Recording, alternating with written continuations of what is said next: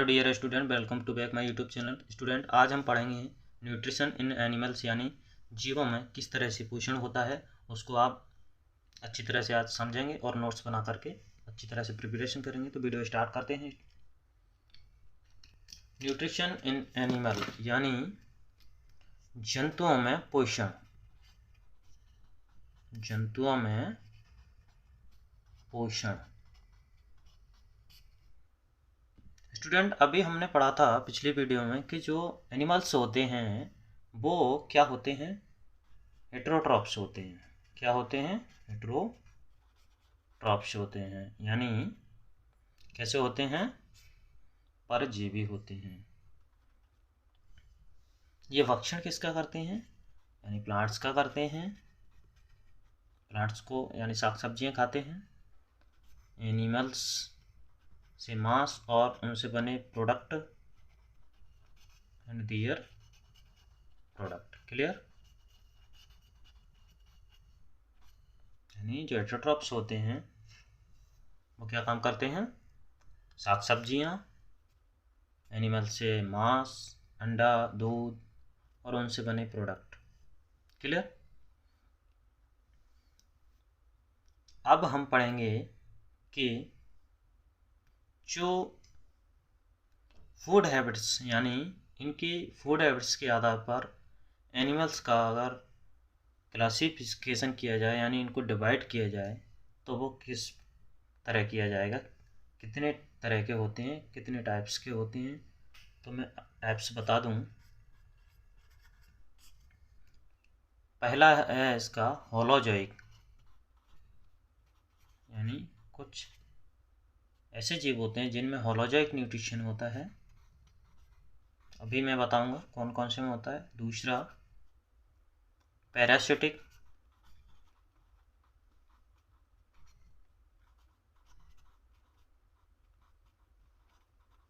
तीसरा सेप्रोजोइक,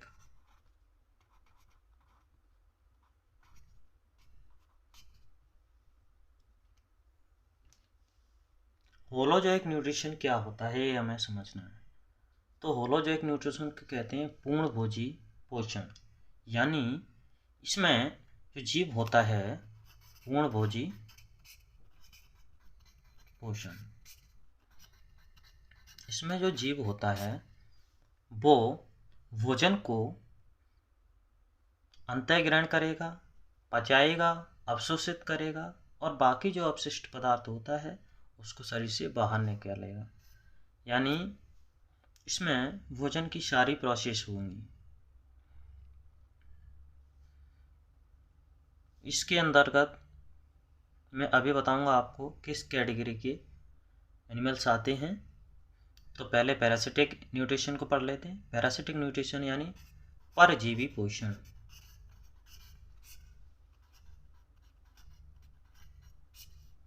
तो इसमें दो तरह के एनिमल्स होते हैं। कौन कौन से? एक एंडोपैरासाइट होते हैं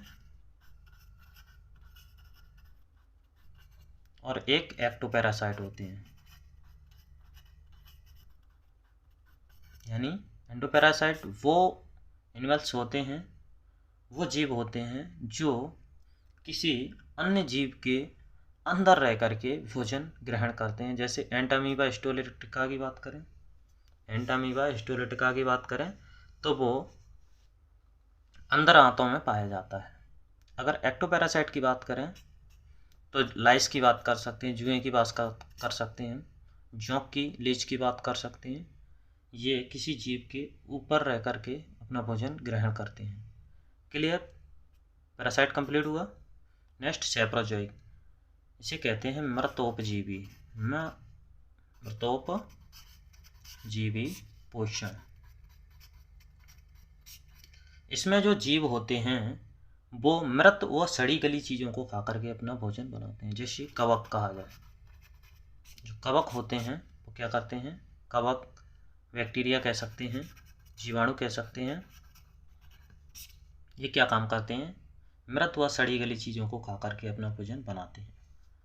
चलिए होलोजोइक न्यूट्रिशन को मैं बता देता हूँ आपको। इसमें 3 कैटेगरी के एनिमल्स होते हैं, यानी हर्बीवोरस,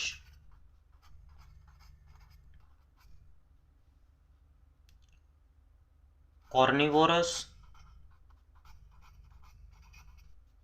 और ओमनीवोरस। सभी ने पढ़े होंगे ज़्यादातर। हर्बीवोरस कौन से एनिमल होते हैं? वे एनिमल्स जो हर्ब्स यानी शाक को खा करके भोजन बनाते हैं अपना, यानी ये क्या खाते हैं? शाक सब्जी खाते हैं, यानी शाक खाते हैं या कह सकते हैं घास खाते हैं, पत्तीदार सब्जियां खाते हैं। कॉर्निवोरस क्या होते हैं? वे एनिमल्स जो हर्बीवोरस को खाते हैं। किसका भक्षण करते हैं? हर्बीवोरस का भक्षण करते हैं, यानी शाकाहारियों को खाते हैं। शाकाहारी का भक्षण। और ओमनीवोरस कौन से होते हैं? जो शाकाहारी और मांसाहारी दोनों को खाते हैं।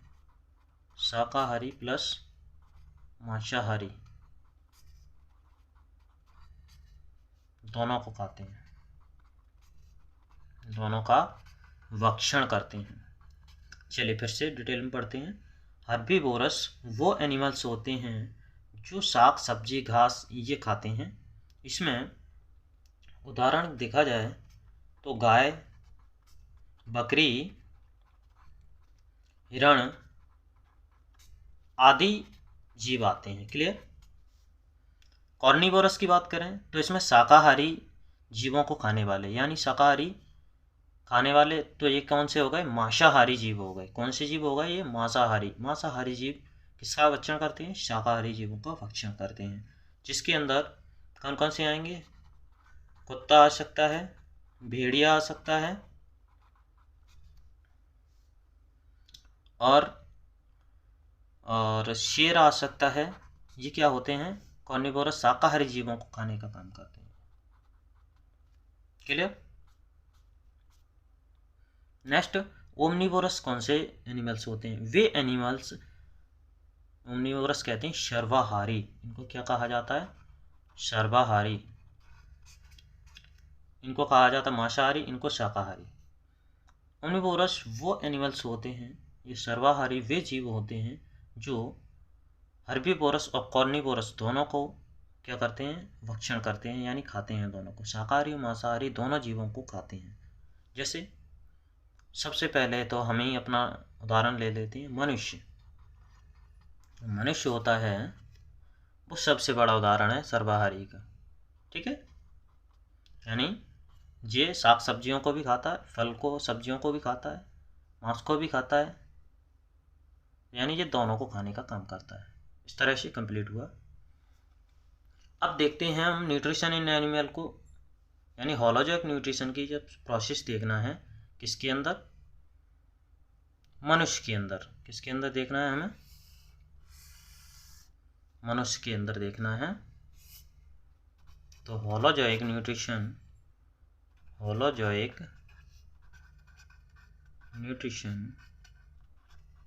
इन ह्यूमन, क्योंकि इसके अंदर हमें वो प्रोसेस बताने कि क्या क्या होता है, किस तरह भोजन का पूर्ण पाचन होता है, किस तरह बहिष्करण होता है। अब बात करें कि जीवों के अंदर अगर आप बता रहे होलोजोइक न्यूट्रिशन, तो ये अमीबा में भी होता है, यानी यूनिसेलुलर ऑर्गेनिज्म में भी होता है। किसमें? अमीबा में। यूनिसेलुलर यानी एकोशिकी, और ये मल्टीसेलुलर होता है, यानी बहुकोशिकी। तो अमीबा के बारे में अगर पढ़ना है तो इसके लिए एक स्पेशल वीडियो बना हुआ है, उसे आप देख सकते हैं। डिस्क्रिप्शन में आपको वीडियो लिंक मिल जाएगी। और ह्यूमन को हम यहाँ पे आपका कंप्लीट करा देते हैं।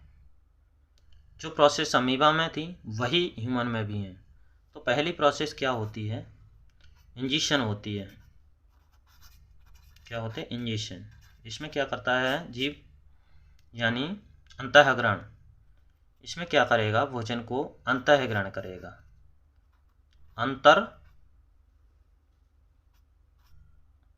ग्रहण, यानी इसमें क्या करता है, मनुष्य भोजन को खाता है, उसको दांतों के द्वारा छोटे छोटे टुकड़ों में बदलता है और उसको सलाइवा के साथ यानी लार को मिलाने के बाद उसे आसानी से निगल लेता है। दूसरा है डाइजेशन। दूसरी प्रोसेस कौन सी है, डाइजेशन प्रोसेस है। डाइजेशन प्रोसेस में क्या होता है, जो भोजन निगला उसने यानी भोजन जो खाया वो कैसा था, वो पहले जटिल था, तो ये जटिल को कैसे में बदलता है, सरल में तोड़ता है, जटिल अणुओं को सरल अणुओं में बदल देता है, यही पाचन क्रिया कहलाती है। तीसरा है यानी जो कार्बोहाइड्रेट, प्रोटीन और फैट को खाते हैं उसको सरल यानी एमिनो एसिड, ग्लिसरॉल और ग्लूकोज में कन्वर्ट कर देते हैं। क्लियर। Next assimilation, एब्जॉर्बिशन।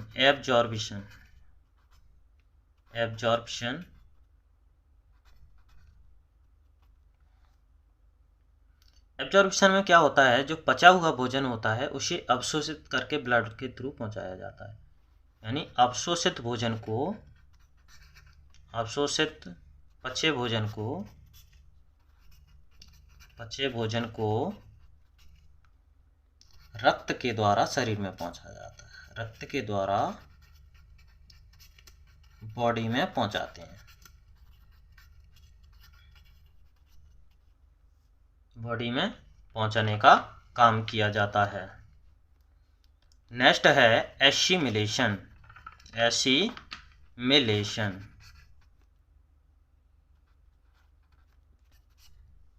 इसे कहते हैं स्वांगीकरण। स्वांगीकरण में क्या होता है, जो अवशोषित भोज्य पदार्थ थे उनको आवश्यकता अनुसार बड़े अणुओं में परिवर्तित किया जाता है, बड़े अणुओं में परिवर्तित कर